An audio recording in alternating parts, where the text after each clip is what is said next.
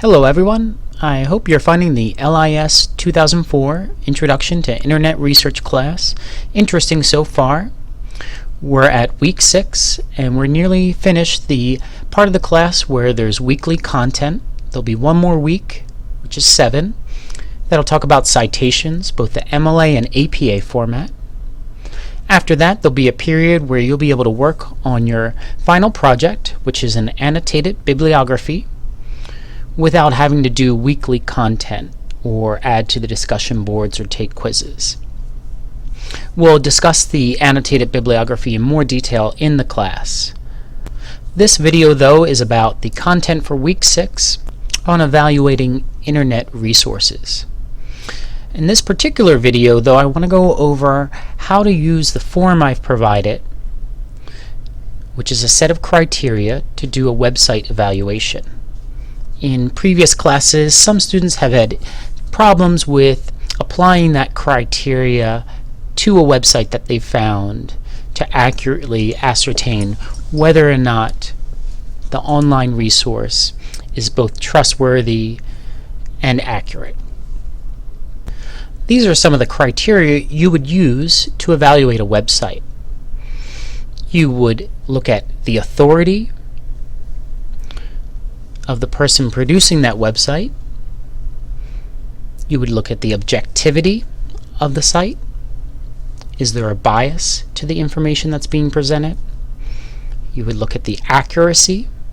Is the information presented completely accurate, or are there errors on the page? You would look at the currency of the website. When was it last updated? And also the usability. Is this a site with lots of pop-ups or blinking images? The form that I've provided includes each of these categories with some specific examples of what to look for. You can then apply a rating to each of these. So let's take a look at that form. Again, this is hosted on the D2L site. Currently it's there as a PDF. I will also upload a Word doc version. At the very top, you can add the URL of the website you're evaluating, the title of that site, the date that you visited it, and then you go into the criteria. So the very first one is about the authority.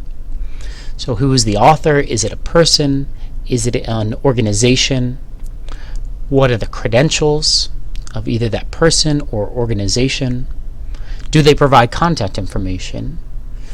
And what sort of URL are they using?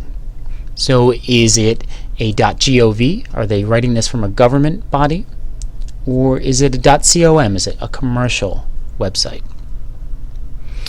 In the next box, you can provide some of the evidence, so just noting down things like who the author is or that they had contact information.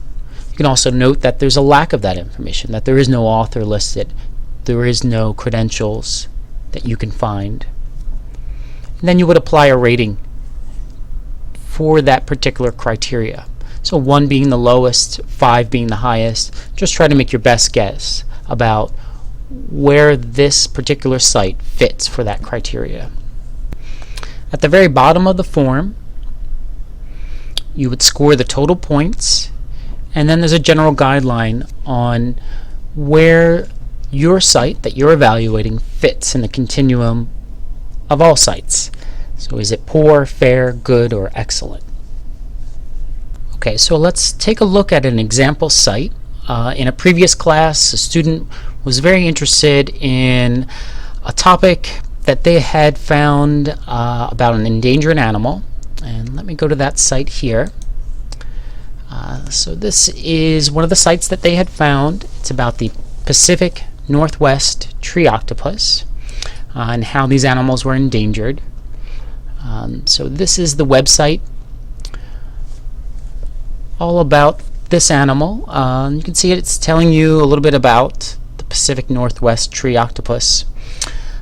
These links here are actually taking you to Wikipedia pages. So this one to a page on temperate rainforests. You can see it gives you a lot of information about the size, of the tree octopus, some pictures, again more links to Wikipedia pages. On the left hand side, these are RSS feeds of news about octopus, not necessarily the tree octopus, but this one, the vampire squid, giant cuttlefish.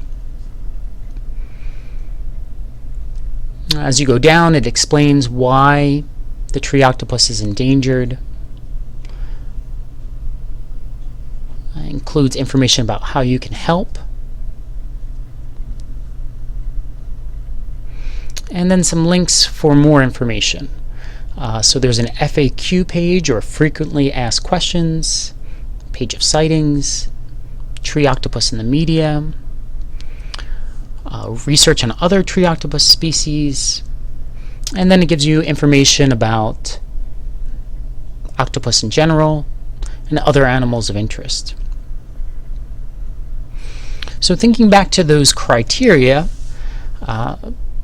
what is the authority of the person who's creating the site? And that is usually going to be found under something that it would say about. You can see that there's nothing here that's saying about. No one is indicating who is the author just on this main page. As I scroll to the bottom, though, you can see it says address concerns to Lyle Zapato. So it's telling me that that must be the person who is the creator of this site. This particular link takes you to an email address. So I do have an email contact. What I'm going to do, though, is open his blog. So this is the ZPI blog. And then his name is highlighted here, so I'm going to try clicking on that. It's just taking me back to this page. Let me try the FAQ and contact info. And now it's telling me about the company that he started and who is Lyle Zapato. So I'm going to click on that link. Let's see. So it's some interesting information. It's obviously designed to look a certain way.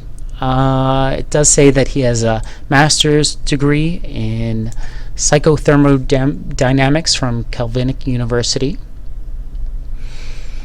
So if I was going to fill out my form, I would probably put in this type of information. I put in the URL, the title of the website, when I visited it, and then my website evidence. So the author, what his credentials are, his contact, the URL. This particular one ends in a .net, an internet service. The info was pretty hard to find, though, and some of it was sort of questionable. So I'm going to give that a 2. Next, it talks about the objectivity.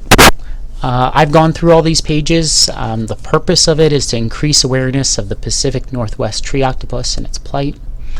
The audience is for everybody. Information was mostly factual, and sponsorship, he actually said he didn't want any donations, so I gave that a 3.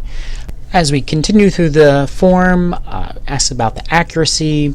Facts, he does document them, but he links to many Wikipedia pages or to pages on the same site. He gives information that doesn't quite seem logical, and there are some assertions, especially about Sasquatch and mangrove killifish, that simply aren't true. So if I go back here and go back several pages and say the mangrove killifish, it talks about this unique fish spends several months of the year living above water in the trees of mangrove swamps. And clearly that can't be true. A fish can't live outside of water. Following the link that's indicated here, it goes to the Daily Mail, United Kingdom paper, which is nothing about the mangrove killifish. So I would question some of the accuracy of the information. And that's why I gave that a 1. I gave that a very low score. Currency, this particular site was updated last on September 5th of this year. And really that's an objective that you can score very high if it was updated recently. or very low if it was last updated in, say, 2007. And then the usability, the site was okay. Many of the pages seemed poorly designed. They weren't particularly user-friendly, so I gave that a 3. The total points for this was 14, and that fits into the fair category. Now, of course, this site, and I'm sure you've already realized that, is a fake site. And the great thing about the internet is that anyone can add information and add their own knowledge. The bad thing about the internet is that anyone can add information and add information that is completely inaccurate or misleading. You can see some of the elements here, though, are designed so that you may not be able to determine that this was inaccurate. So the Pacific Northwest tree octopus, it has a scientific name. You can see that it has images that have been photoshopped, but have been done pretty well. There are links to other sites of some repute. These RSS feeds do come from real science organizations, and these are real science news. So even though it may seem weird that there's a vampire squid, there actually is a squid by that name. And I think where you start to question some of the information, beyond the fact that octopus do not live in trees, is probably where you get into the information about other animals of interest. So there's the mountain walrus, the jumping slugs, the coconut crab, the mangrove killifish. What's interesting, though, is right here it says the Yeti crab. If I click on this link, which opens a Wikipedia page, there actually is an animal that's called the Yeti crab, and you can see why. It has legs that are covered in these sort of hairs or fur. And being on the Wikipedia page, that's an interesting topic to discuss. Often when you do a Google search, Wikipedia is one of the first results on the page, depending on what you searched, of course. And this is a free encyclopedia, and normally an encyclopedia is something that's very trustworthy. It's a collection of information.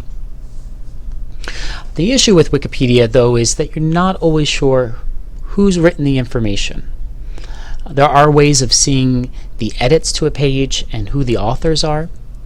There's not ways of necessarily seeing what those authors' credentials are, or to determine whether or not the information that's currently on the page is free of bias and is accurate.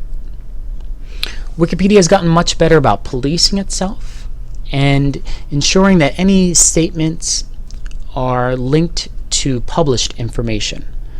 And so for this very first sentence here, it's talking about that this animal was discovered in 2005 in the South Pacific Ocean, and there's a footnote there, a number 1, and this is linking to a footnote at the bottom of this page saying where that information came from. So this came from a journal, and in fact, if I click on that one, it takes me down to the footnotes, they call references. And this article is highlighted here. In this particular case, it's a PDF, so I could click on this link, go directly to that article, and be able to read the information and see where that information came from for this Wikipedia article. And that would really be my recommendation for how you would use Wikipedia, is to come here, get an overview of a topic, pull out some keywords, and then look at where their information is coming from. So if you found something that was useful, do not cite Wikipedia in any of your references or your work cited, because most professors have an issue with a student using Wikipedia as a resource because of those problems with determining the accuracy and the authority of the pages. But if you went and used some of the references, like this, a published journal article that probably went through a peer-reviewed process where scholars review the information before it gets published, and so these are very scholarly, trustworthy sets of information, If you went to the journal article and pulled out the information that you were looking for and cited that in your works cited or your references, your teacher would be much more pleased with that. So again, do not cite Wikipedia in any research that you do, but you could use it as a place to go to get an overview of a topic, to find some keywords, and to find other resources. So I hope that this video was useful for you in doing your website evaluations. If you have any questions, please contact me. The forum is really there for guidance. It's really the discussion post where I'd like to see where you're evaluating the website and putting down some of the information that you found, how you rated it, and what you think overall of that website. Thank you.